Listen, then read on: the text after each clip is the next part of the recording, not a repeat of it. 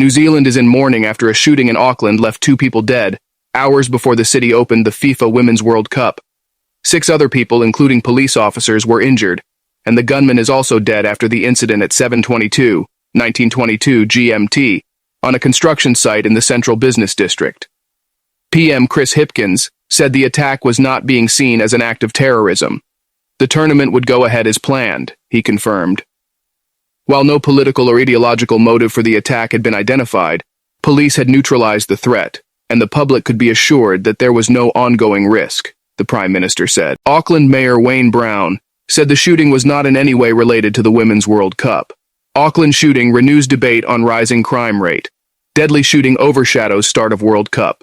The shooter, 24-year-old Matu Tangi Matua Reid, tore through a construction site with a pump-action shotgun, plunging the busy center of New Zealand's largest city into lockdown. The man was known to police and had a history of family violence and mental health issues. He had been subject to a home detention order, but had an exemption to work at the site. He did not have a license to own a firearm.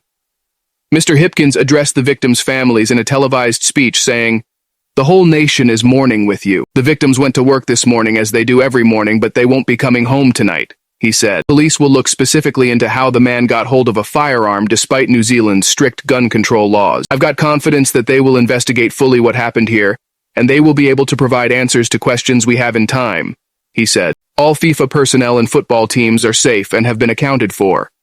Earlier, he had warned people to stay home and avoid traveling into the city, Mr. Brown said. "I can't remember anything like this ever happening in our beautiful city. This morning's events have been tragic and distressing for all Aucklanders, as this is not something that we are used to," Mr. Brown wrote on Twitter. FIFA expressed its deepest condolences to the victims' families and said it was in communication with New Zealand authorities. The participating teams in close proximity to this incident are being supported in relation to any impact that may have taken place, it said. The opening match between New Zealand and Norway in the city's Eden